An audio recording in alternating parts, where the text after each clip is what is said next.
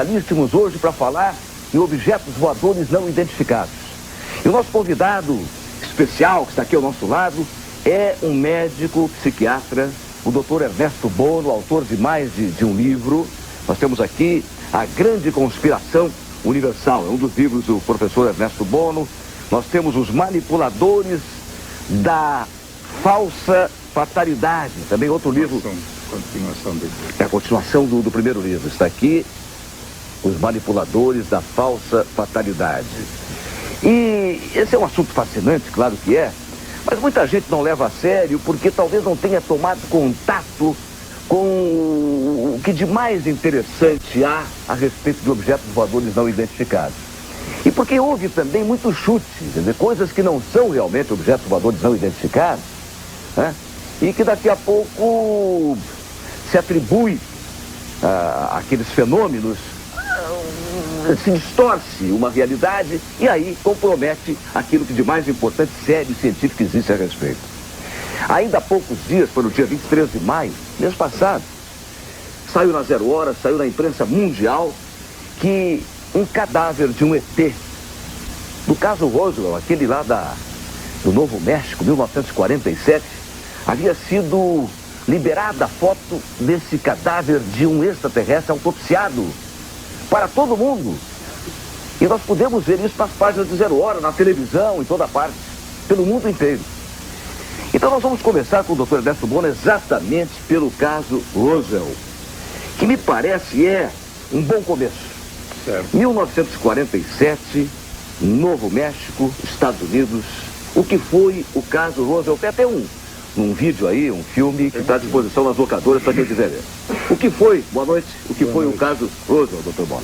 Bem, foi a queda de um UFO, de um disco voador. Naquela época se chamavam disco voadores, né?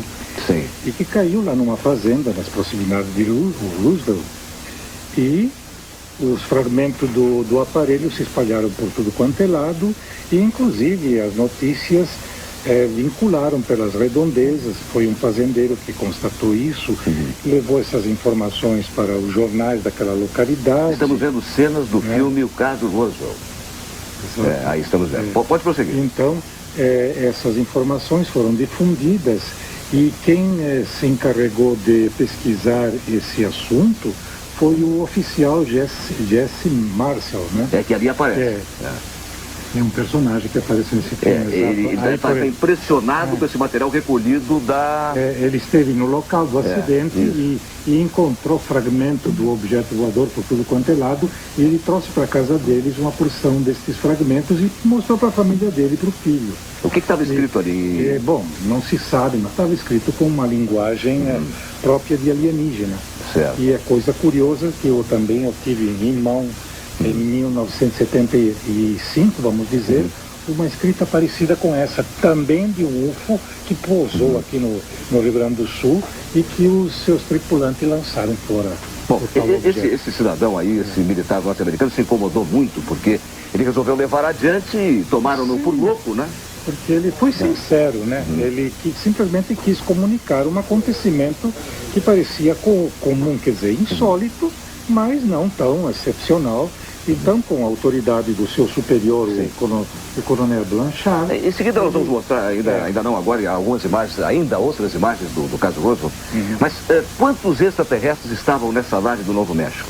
Bem, dizem que eram 4 extraterrestres, e é curioso, eu tenho uma relação que diz que era 13 e outro dizem que era 6. Eu acredito que eram 4. Em todo caso, sendo que um conseguiu sobreviver um certo tempo. Exatamente. Esse cujo cadáver, novas imagens aí, esse cujo cadáver agora apareceu nos jornais, liberado pelo governo norte-americano, né? A foto foi liberada, né? Esse deve ter sido um cadáver dos 4. Sim. Né? Esse foi autopsiado e um permaneceu vivo e se comunicou com quem? Se comunicou com a oficialidade que o recolheu naquele estado precário em que ele se encontrava, mas se comunicou via telepatia. Quem recebia as mensagens eram os oficiais que estavam acompanhando ele num leito, não é? E tentavam desesperadamente fazê-lo sobreviver. E não sabiam como fazê-lo sobreviver porque a estrutura deste ser recolhido era completamente diferente da humana e ele também não possuía, digamos, a fisiologia que nós possuímos. Nessa cena aí, o oficial norte-americano que encontrou esse objeto voador não identificado, ele está sendo desmoralizado diante da imprensa pelos seus companheiros. O general, o famoso general que se intrometeu aí e que obrigou a ele dizer que em vez de disco voador ele tinha encontrado um balão meteorológico. Exatamente. Ele foi desmoralizado diante da imprensa, né? Porque houve interferência do Pentágono, né? E das forças superiores dos Estados Unidos que não queriam que essas informações, já naquela época de 47, viessem à tona. Doutor Bono, o que é o Yellow Book? Tem a ver com esse caso aí? Sim. Nesse Yellow Book foi registrado o diálogo que supostamente esse primeiro ET teve com seres humanos. Diálogo não, comunicação telepática que teve com seres humanos. O Yellow Book trata principalmente das conversas que estes alienígenas do caso Roosevelt e das quedas posteriores tiveram com seres humanos. Sim. E o relatório Grudge é do mesmo? O relatório Grudge é mais ou menos da mesma época, até anterior. Porque os fenômenos de quedas de objetos começaram em 47 e o governo norte-americano, a Força Aérea, o Exército, começaram a registrar essas ocorrências no projeto Sinal. Depois, este projeto Sinal se deu lugar ao projeto Grudge, onde todas as ocorrências ligadas a disco voadores... Olha o exame que estão fazendo no extraterrestre lá. Ó. É o filme O Caso Roosevelt, que está aí no cadáver, né? Quer dizer, eles desmoralizaram aquele oficial, mas eles continuaram examinando o extraterrestre. Sem dúvida. Eu repito, dia 22 de maio, com publicação na imprensa, dia 23 de maio, agora mês passado, isso foi liberado pelo governo norte-americano, esse cadáver de um extraterrestre autopsiado, né? Aquilo que apareceu na 0 hora foi o cadáver de um extraterrestre carbonizado.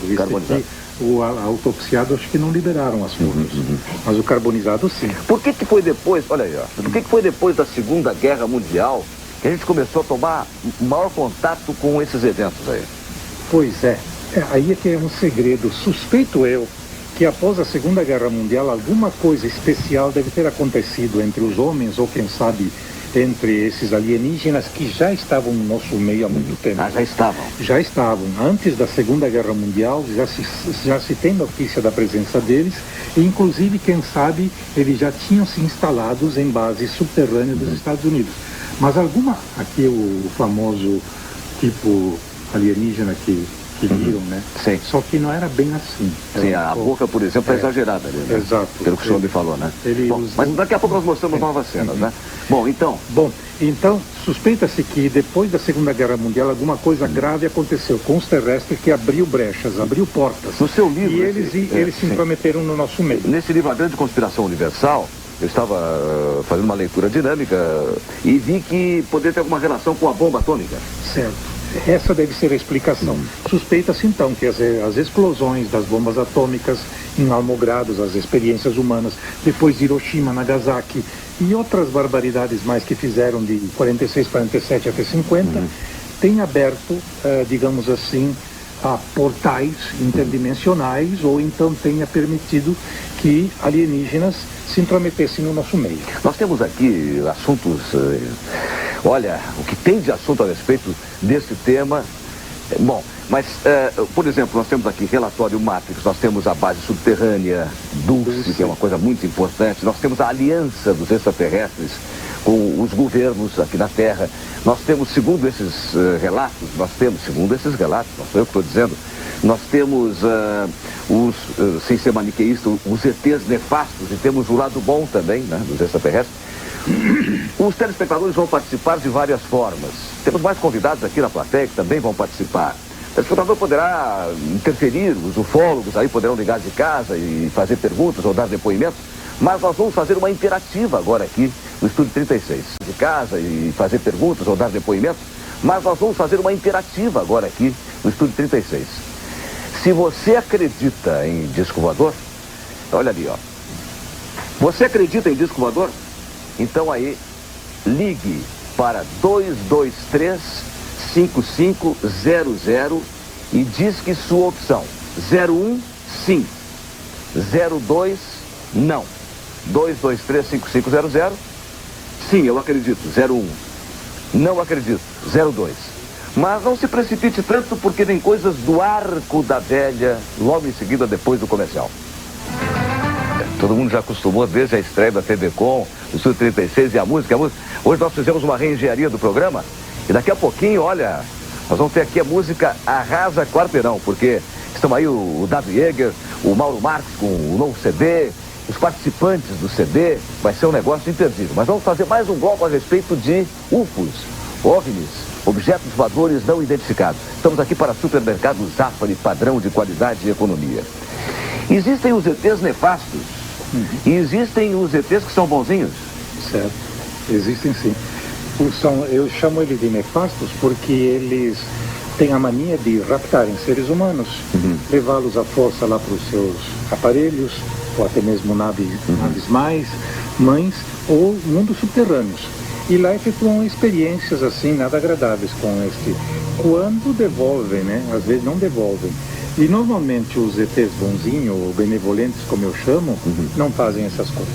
Respeitam os seres humanos, chamam, às vezes convidam seres humanos para viajar em OVNIs, objetos voadores, instruem e, em suma, E tem outro detalhe, os benevolentes normalmente têm um aspecto completamente humano. Sim. E os tais de nefastos são uns bichinhos, uns monstrinhos, a nosso ver, são chamados alfa cinzentos. Sim. Porque tem um aspecto assim como aquele que mostrou o filme aí, de Roosevelt. Certo. O que é o relatório Matrix? Bom, é um relatório que saiu em 1947 nos Estados Unidos, onde denuncia pela primeira vez e publicamente tudo aquilo que o governo tentou esconder através dos seus projetos e principalmente através do Majestic 12. E tentou também relatar essas famosas experiências levadas a cabo pelos ETs nefastos. Sim, me chamou muita atenção também a base subterrânea Dulce. Essa é uma base que está no Novo México. Que está no Novo México, uma base gigantesca de 8 quilômetros de comprimento por não sei quanto de largura, construída especialmente para os alienígenas pelo governo norte-americano. A desculpa de construir essa base, em verdade, era dizer que era uma base contra as bombas atômicas, para se defender. Ela foi construída com esse sentido, mas depois, no final, virou uma base. Nessa base é que os alienígenas, juntamente com alguns seres humanos que a gente não sabe quem são esses humanos, levam a cabo as experiências terríveis. Sim. Nós até vamos mostrar aí olha aí, ó, a respeito dessas bases, né? Esse cidadão aqui, está aparecendo o nome dele ali, o Forrestal, né? Que era o secretário de defesa norte-americano, né? Exato.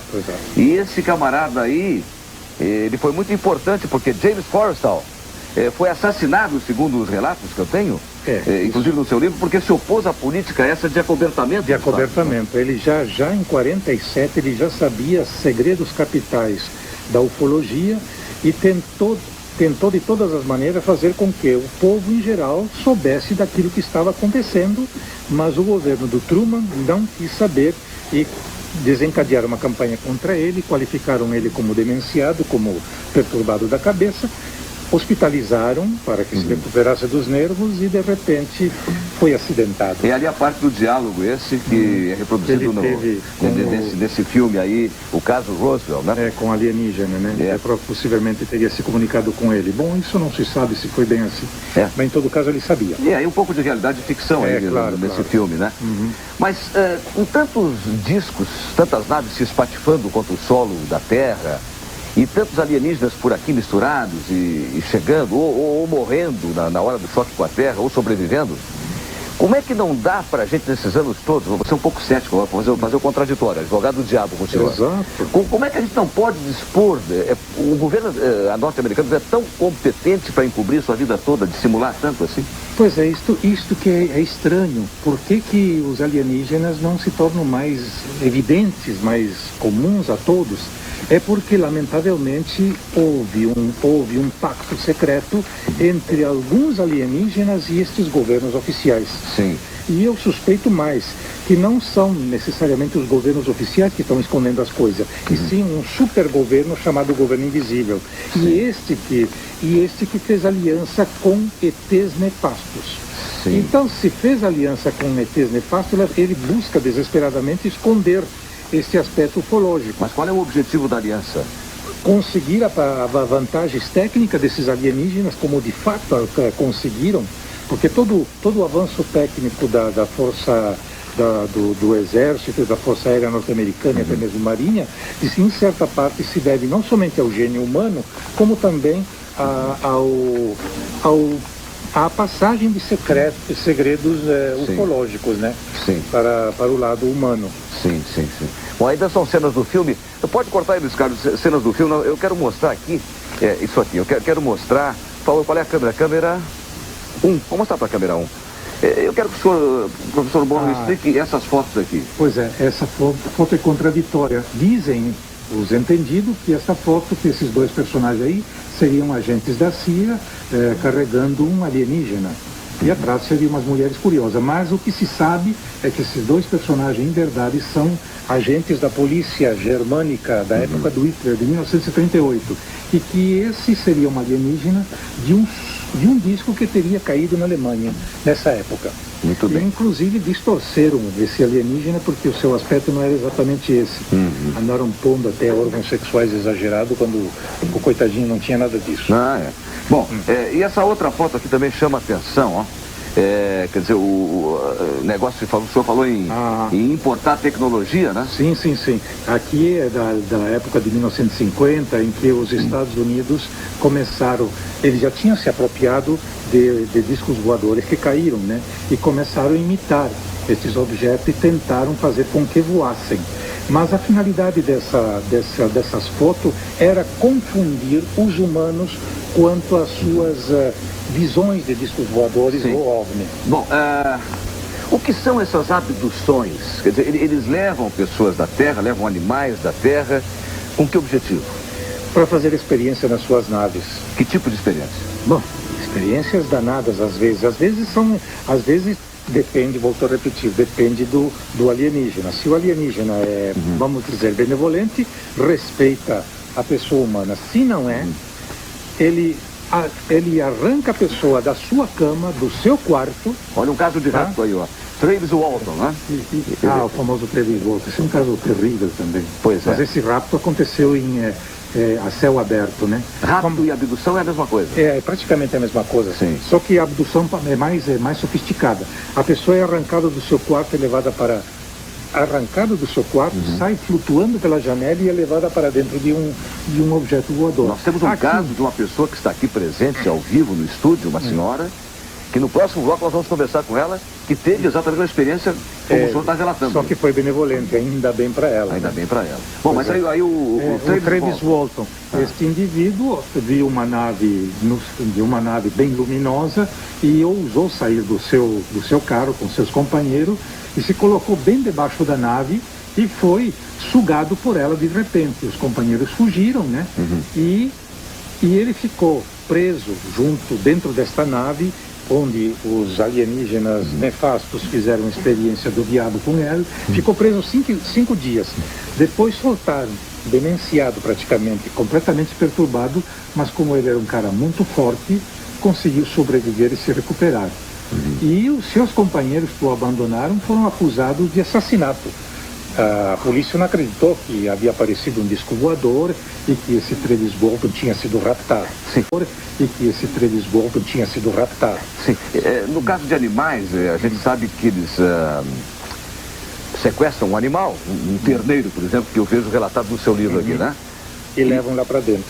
E aí sugam o sangue? O que é? Aí eles utilizam as partes especiais e fazem até uma pasta para eles se alimentarem, porque existem alienígenas de um aspecto bastante primitivo comparado conosco, que não possuem boca, não possuem esôfago nem estômago, e que se alimentam dessa pasta feita a partir do sangue, a partir de certos órgãos de animais e desculpe dizê-lo, às vezes até de seres humanos. Sim. Bom, mas no caso de seres humanos, Não é verdade também que eles colocam um equipamentozinho, um chip aqui Sim, quando abduzem, na cabeça, né? Isso, quando abduzem a pessoa e a levam para dentro do disco voador ou OVNI, se estes alienígenas são nefastos, geralmente introduzem atrás do ouvido ou na zona nasal um chipzinho para posteriormente monitorar aquele ser raptado.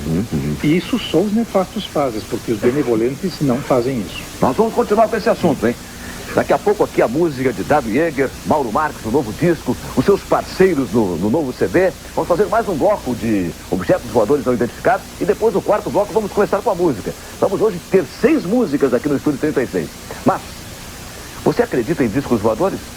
O Estúdio 36 quer saber a sua opinião. Ligue então, continue ligando para 2235500 e responda a nossa pesquisa interativa. Disque 01 se você acredita em objetos voadores não identificados, em discos voadores. E diz que 02 se não acredita, 01 se acredita, 02 não. Bom, professor Bono, me dá licença só um pouquinho. Nós vamos continuar conversando com o professor, mas daqui a pouquinho, depois do intervalo, nós vamos voltar com uma pessoa que tem uma experiência pessoalíssima, pessoa muito querida que está aqui conosco e que nos vai relatar a sua experiência. Já voltamos. Especial, que até teve a sua experiência que ela vai relatar para nós aqui. E que experiência? Eu quero mostrar para vocês. É na 1 aqui? Esse livro aqui do comandante Aurifebo Berrance Simões, comandante da Paner, tempos antigos da Paner, anos 50, os discos voadores, fantasia e realidade. Esse homem aqui era cético, completamente cético em relação a objetos voadores. Ele não acreditava em disco voador. Bom, como tantos outros que estão nos vendo e ouvindo aí. Então, no dia 6 de abril de 1955, às 9h02, estava fazendo um voo para o Ceará. Única pessoa que não se interessou, todos os passageiros, pelo relato aqui, viram esse objeto voador não identificado. Foi uma luz que ia do azul para o verde, segundo o depoimento do comandante, que se tornou ufólogo a partir daí. Só Dom Aloysio Lorscheiber, né, que quase virou papa, que é cardeal e que era bispo de Fortaleza, é que não saiu do lugar para ver, ficou indiferente. Todos foram para a janela para ver e acompanhava o avião da Paner, era um avião DC-3 da Paner, que é DC-3 da Paner, né? Era um dia lindo sobre o mar, ele diz aqui. Está aqui na página 9, só para dar um pouco mais de credibilidade ao relato, página 9. E a viagem em meio já tínhamos comunicado ao controle de aerovias a nossa passagem por Ubatuba, quando o autor e seu copiloto avistaram à distância um pouco à direita uma estranha bola de fogo. Esta, por sua cor, parecia o fogo produzido pelo acetileno das oficinas de soldadores. Era mais verde do que azul e crescia contra nós. E por aí vai. Bom, na plateia, por favor, câmera 2 vai mostrar na plateia a presença de pessoas que estão aqui, que são muito importantes para nós. Quem vai nos contar a sua experiência é a dona Mira Casagrande. Mas lá junto com ela estão, da esquerda para a direita, o filho do professor Bono, como é o nome dele, do rapaz? Leonardo, que também já é meio ufólogo, se interessa pelo assunto. O Carlos Pereira, que gosta muito dessas situações e é um amante dessa temática e nos ajudou muito, a mim e a Lica Nascimento, na produção desse programa. E a dona Mira, que vai conversar conosco, e ao lado dela a sobrinha Marlisa Casagrande. É uma família muito querida para nós, aqui a família do Diego Casagrande. Bom, dona Mira Casagrande, foi em 1960, 61 que aconteceu, portanto, há 34, 35 anos. O que aconteceu com a senhora? Bem,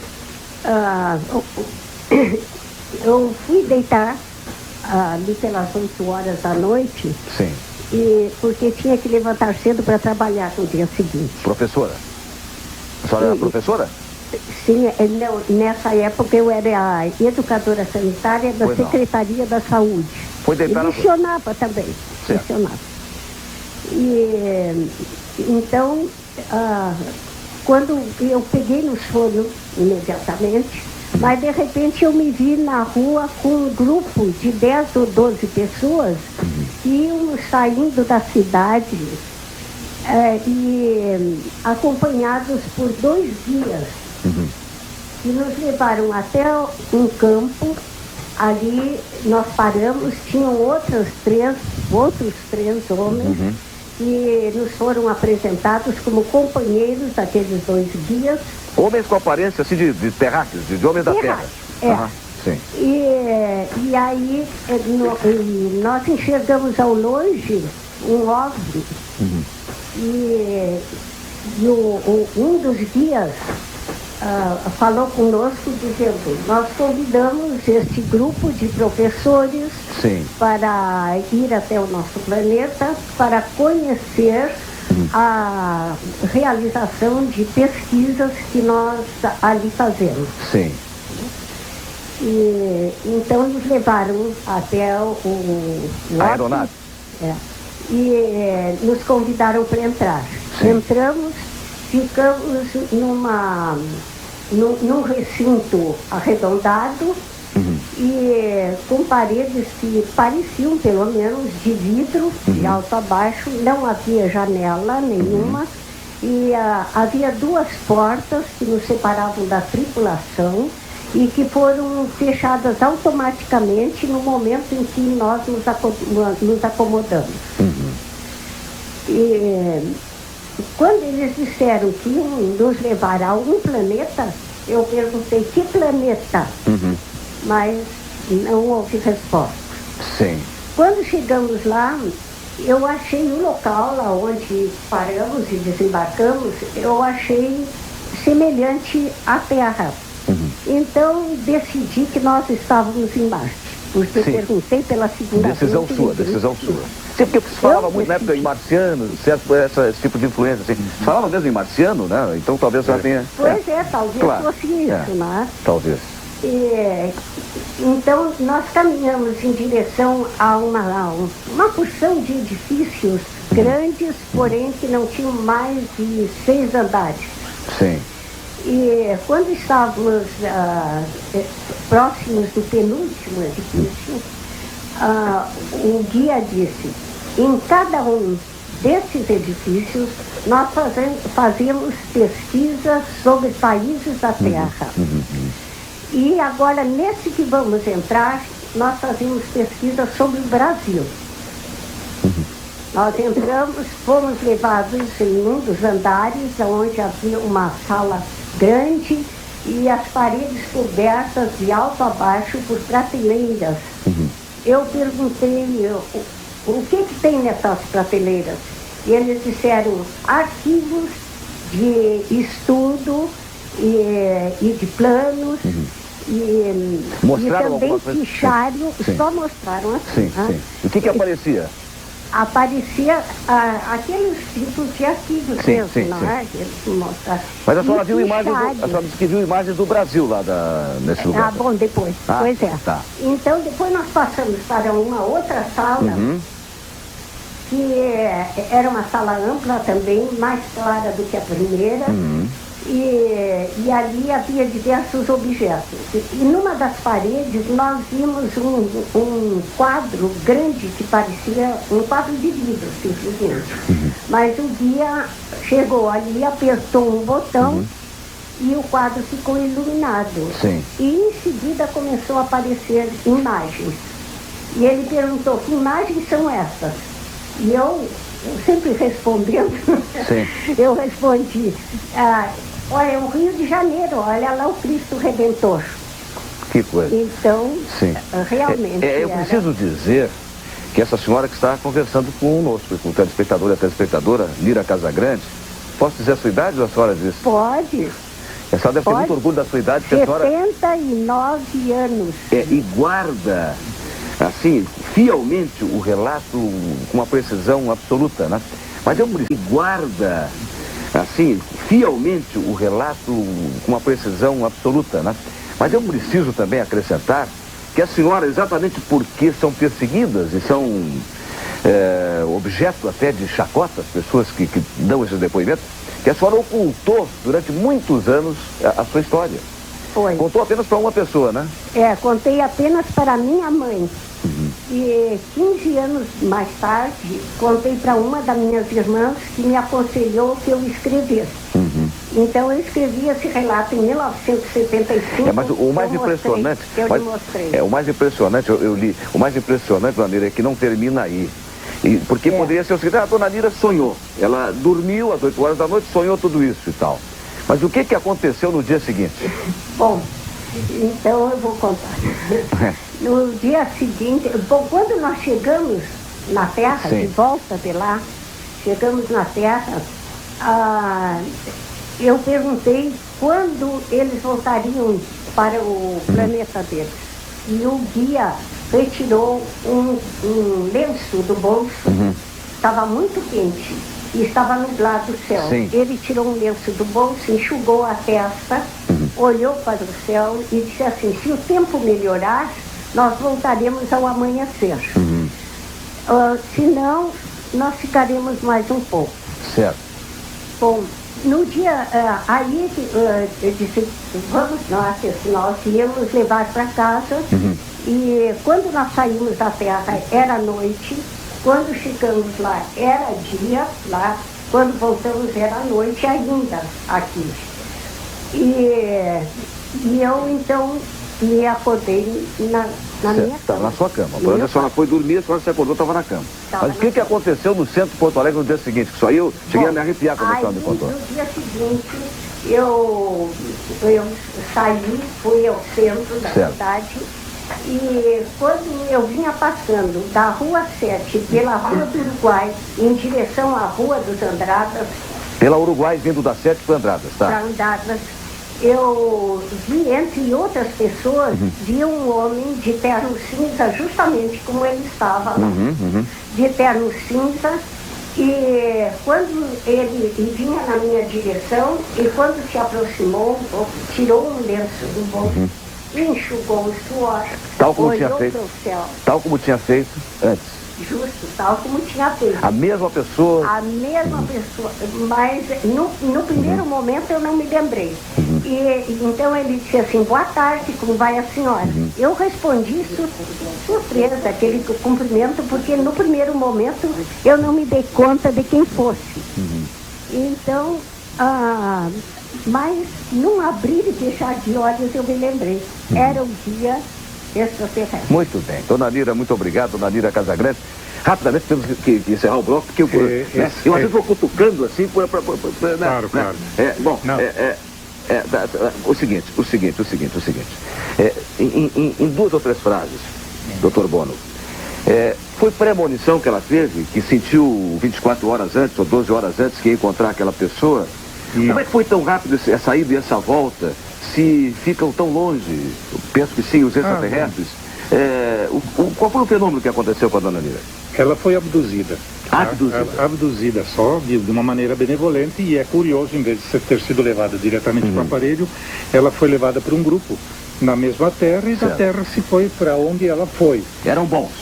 É claro que sim, senão teriam feito experiência com ela, teriam introduzido qualquer coisa na cabeça. E não somente teve toda essa experiência positiva, como inclusive trouxeram-na de volta, não é? Agora, o mundo talvez pode ser um planeta do nosso sistema solar. Só que a astronomia nega, você sabe. A astronomia não aceita que tenha vida. Eu li no seu livro que tem uma parte da Lua não revelada, uma parte oculta da Lua, onde há vida, bases e tal. Sim.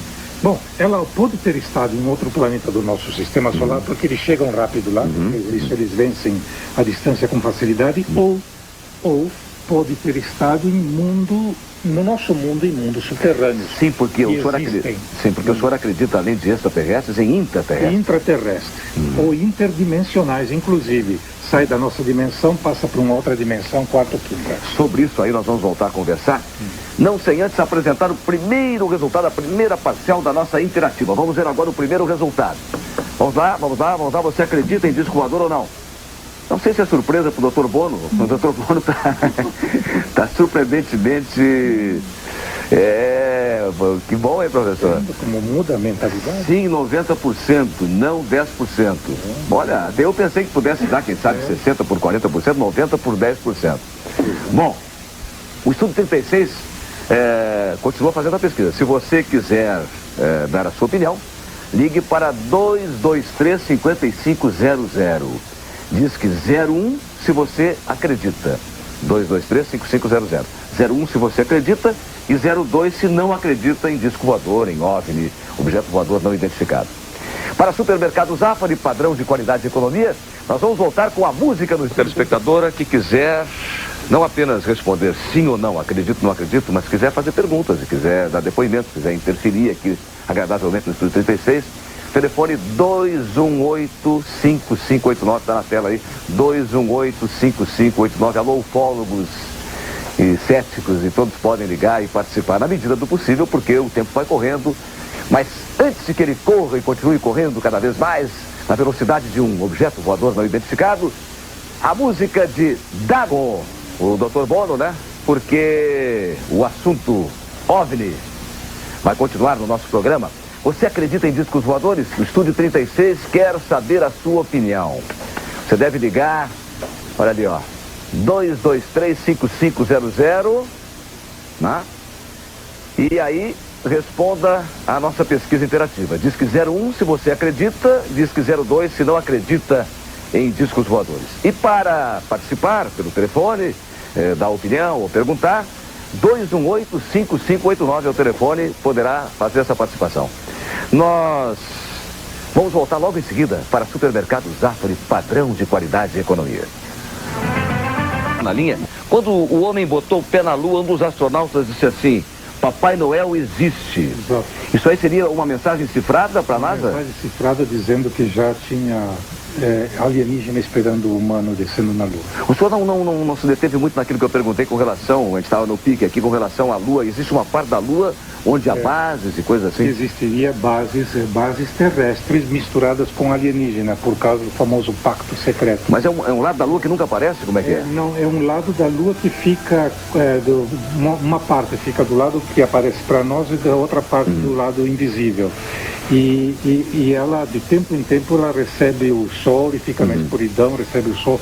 É um lado bem temperado, assim, onde há possibilidade de sobrevivência. E eu li no seu livro, pois é que eles sobrevivem lá sem essa questão de perder tanto a força da gravidade, a ação da gravidade, e também não precisam usar aqueles escafandros. Que teria até oxigênio e água por lá. Ok. Possivelmente implantado pelo ser humano. Acredite quem quiser, mas quem quiser. Muito bem. Paulo Oliveira, boa noite.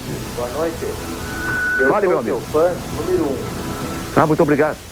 Ok, obrigado. Eu queria perguntar para o professor aí, eu sonho constantemente com um disco voador.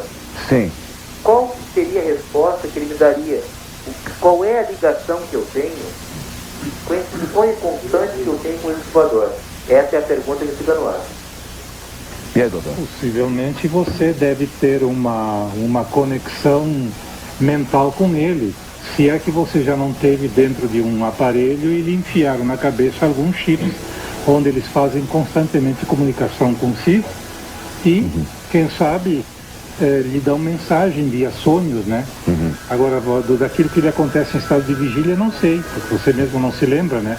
Mas por via sonho eles fazem as suas comunicações, como ele querendo dizer, olha, você é dos nossos. Ok. Nossos. Ok. Na plateia está o Carlos Pereira, que é um dos nossos convidados, nos ajudou muito na produção do programa, e é ufólogo, uma pessoa muito interessada nesse tema, e me falou antes do programa sobre uma operação, um projeto da FAB, Força Aérea Brasileira, Operação Prato. O que é isso, hein, ô Carlos?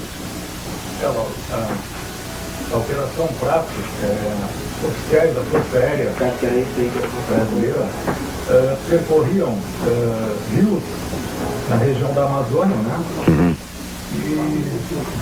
Pode falar, tá tudo bem. Tá no microfone. Pega outro microfone, pega o que estava com a maneira. Bom. Oficiais da nossa Força Aérea, eles percorriam rios da região amazônica e paravam nas populações ribeirinhas, né? Sim. E faziam perguntas para o pessoal sobre avistamentos, os casos que essas pessoas da região da Amazônia comentavam, né? Sim. Um grande interesse. Esse foi a chamada Operação Prato, que se desenvolveu na Amazônia. Prato talvez pela forma do disco voador, talvez, né? O professor quer acrescentar alguma coisa sobre a Operação Prato? Essa Operação Prato também foi levada a cabo no Nordeste, também na zona da costa do Brasil, onde ocorriam fenômenos chamados chupa-chupa, ou seja, luzes estranhas, objetos voadores sugavam sangue das pessoas Que humanas. coisa, hein? O Carlos Pereira, eu também falar sobre Robert Dean. Quem foi Robert Dean? Porque é muito comum a gente ouvir falar sobre relatos, pessoas normais que fazem ajustamentos de naves, ou mesmo depoimentos de ex-oficiais e tal. Mas um depoimento que me chamou muita atenção foi o depoimento de Robert Dean. Ele é agora ele está aposentado, né? Uhum. E ele foi oficial da Força Aérea Americana por mais de 20 anos. E em 1963 ele foi designado para trabalhar na OTAN, né? no Centro de Operações Supremo da OTAN, nos arredores de Paris. E ele tinha senhas, né, que lhe permitiam ter acesso a documentos considerados top secret, né? Uhum. Então ele conta que certa vez ele estava numa madrugada, um colega dele de trabalho foi até o cofre lá do local que eles estavam e trouxe para ele um dossiê, e nesse dossiê constava, no título do dossiê, a palavra Cosmic Top Secret. Uhum. E ele, com muito interesse, começou a olhar esse dossiê. Então ele conta que o que mais chamou a atenção dele foi uns textos que falavam sobre a autópsia em ETs, né? Sim. Então o texto falava que uma nave tinha caído na Alemanha, próximo à fronteira da Rússia, próximo ao Mar Báltico, numa região pantanosa, e essa nave ela não se despedaçou por ter caído nesse local arenoso, né? Então, como o pessoal da OTAN estava monitorando pelo radar, foram até o local. Chegaram primeiro que os russos, que chegaram logo em seguida, mas o pessoal da OTAN cercou o local e tomou conta da situação. Então ele teve acesso, naquela época, em 1963, a fotos que mostravam detalhes de corpos de alienígenas cortados, dissecados, com uma impressionante nitidez, que o militar tem aquela coisa de relatar minuciosamente os fatos ocorridos. Muito interessante. Esse foi então o Robert Dean, né? O Robert Dean. Tá bom, Carlos. Olha, só porque tu falasse que ele estava servindo nos arredores da França, vou mostrar aqui, ó. Também objetos voadores não identificados que são do interesse de franceses. A Anne Michel, pode abrir um pouco mais para mostrar aqui, ó. Essa é uma publicação antiga dos anos 40 ou 50 que a Ferema Xavier nos passou aqui, né? Pesquisador famoso. Pesquisador famoso, está dizendo o Dr. Bono. Mas na linha conosco de novo, Hamburgo, nos dá muito prazer, grande região metropolitana, o Rudimar. Boa noite, Rudimar. Boa noite, Lauro. Diga. Um abraço aí para você. Eu só queria fazer uma pergunta para o professor aí. Eu tenho uma informação aqui na revista UFO, que é editada aqui no Brasil, não sei se o professor conhece. Conheço. Essa informação que eu li aqui é que parece que a NASA liberou os negativos em 16 milímetros sobre a queda do OVNI de 47 no México, do caso Roswell, para o Spielberg, para que o Spielberg montasse uma superprodução e contasse isso para o mundo de uma forma assim, mais tranquila, né? Para que não causasse aquela sensação assim mastodôntica que até aconteceu quando houve a invasão dos marcianos, né, com Orson Welles, né, pela BBC de Londres. Em 1938, a invasão dos mundos. Isso. Então, eu gostaria de saber se o professor tem mais alguma informação sobre isso, né? Se é realmente verídico, se a NASA realmente abriu o arquivo dele e passou isso para o Steven Spielberg, a produtora do Spielberg. Eu tive notícia que realmente o Spielberg está fazendo um filme sobre esse assunto. Agora, a NASA não abriu totalmente os arquivos, não. Liberou algumas coisas relacionadas ao acidente de Roosevelt, porque ela foi obrigada, de certa maneira, pela imposição dos pesquisadores e pela própria lei norte-americana de imprensa. Mas o caso Roosevelt é apenas a ponta do iceberg. Eles estão tentando liberar o que existe sobre o caso Roosevelt, até fazer filme, para satisfazer a curiosidade de alguns. Estão usando um biscoitinho e o churrasco está lá na... Estão escondendo o pior. Tá bom, professor. E o mais incrível. Tá certo. Olha, você acredita em discos voadores? O Estúdio 36 quer saber a sua opinião. Ligue 2235500 e responda a nossa pesquisa interativa. Disque 01 se você acredita. Disque 02 se não acredita. Nós vamos voltar com esse assunto. E também música, e música, e música, aqui no Estúdio 36, mas ainda os discos voadores, os objetos voadores que o presidente Eisenhower e o senhor Nelson Rockefeller tiveram contatos com ETs e que o governo norte-americano, o executivo norte-americano, tentou de todas as formas impedir que o legislativo, que o Congresso norte-americano soubesse o que estava acontecendo? É verdade. O presidente Eisenhower teve contato com o Rockefeller, ficou por trás do poncho e tentando esconder este fato e tentando impedir que o Congresso norte-americano soubesse de alguma coisa. Porque o Rockefeller, de alguma maneira, encabeçou ou fez parte do famoso grupo MJ-12, ou Majestic 12, cuja função era esconder ou manipular essas ocorrências ufológicas. Negativas ou positivas, não interessava. O MJ-12 que mandava no assunto. Certo. Quando lhe convinha, tornavam públicas as informações, quando não convinha, escondiam. Mas o Eisenhower chegou a dialogar com o ET? Chegou a dialogar, chegou a falar e, inclusive, de certa maneira, ficou estabelecido um acordo secreto. Como é que o senhor sabe disso? Porque são documentos que vazaram, né?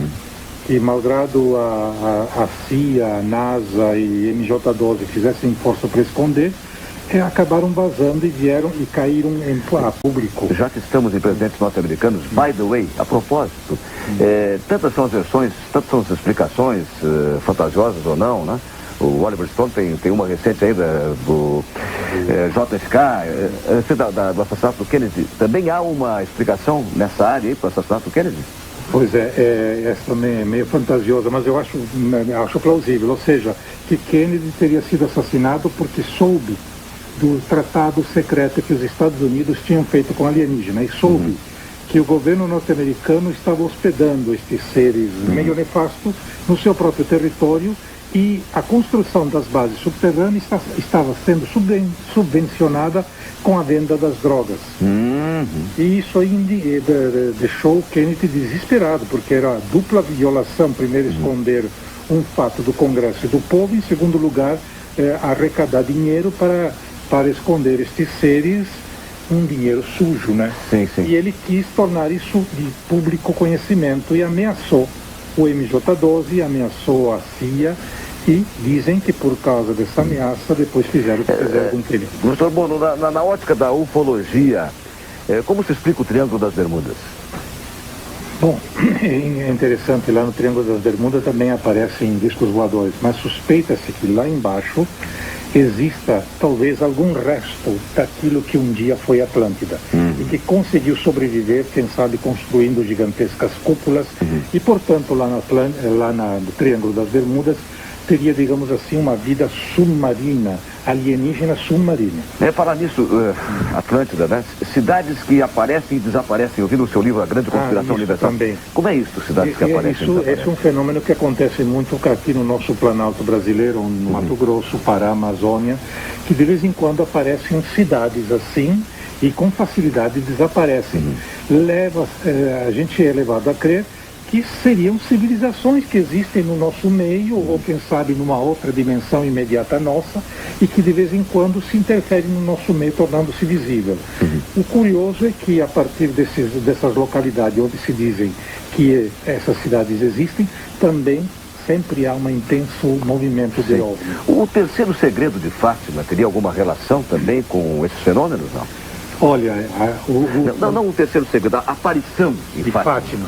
A aparição de Fátima, conforme um estudioso português, ele acha que Fátima não foi Nossa Senhora que apareceu, desculpem os crentes, né? Não é uma violação.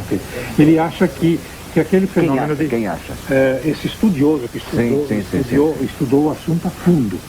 Ele acha que aquilo foi o aparecimento de um gigantesco disco voador que provocou todos aqueles fenômenos luminosos e meteorológicos, inclusive o Sol mudou de cor, baixou, dançou, e que provavelmente não era o Sol, e que aquela entidade que apareceu fazendo aquelas profecias era uma entidade ufológica feminina. Pois não. Olha, já falou um telespectador de Novo Hamburgo, agora Caxias do Sul, Léo Furlan. Léo, boa noite. Boa noite, Lauro. Buonasera.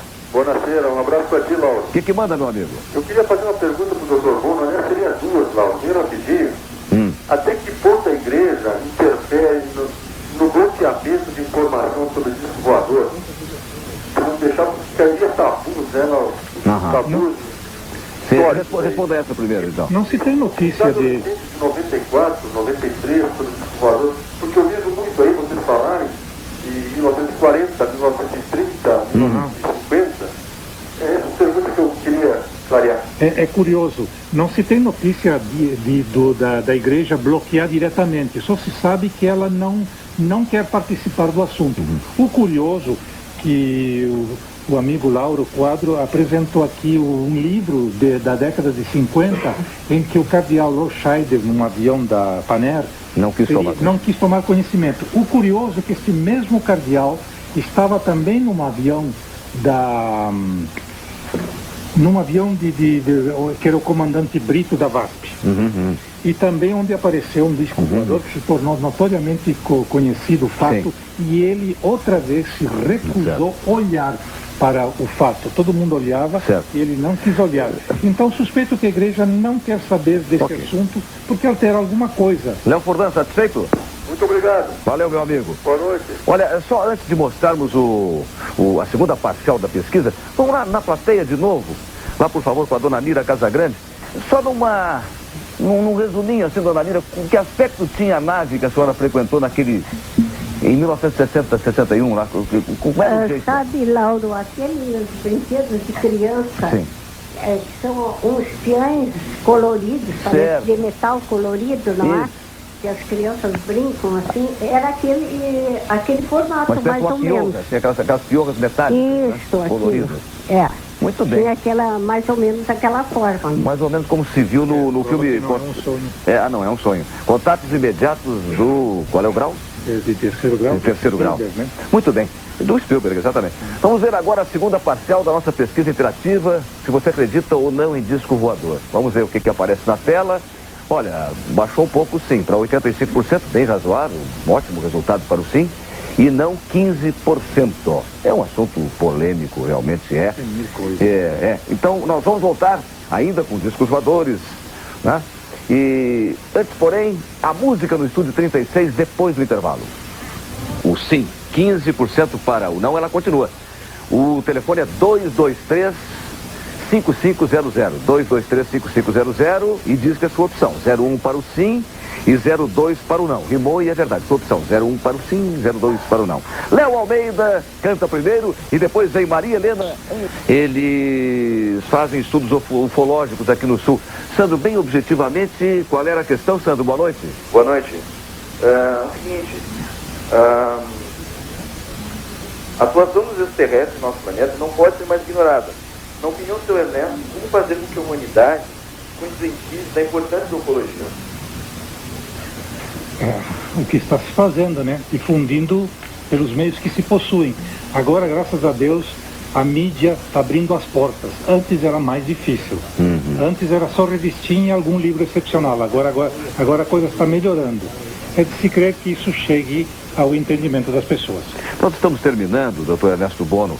A Lilica chega a me dizer, a Lilica Nascimento, nossa produtora, entusiasmada, porque os telefones estão explodindo. Quem sabe a gente faz um outro programa na sexta-feira, até podemos discutir isso, mas eu gosto quando as coisas terminam porque elas não terminam na realidade, elas continuam sempre. Daqui a pouco a gente volta, numa outra ocasião, com sabor de quero mais.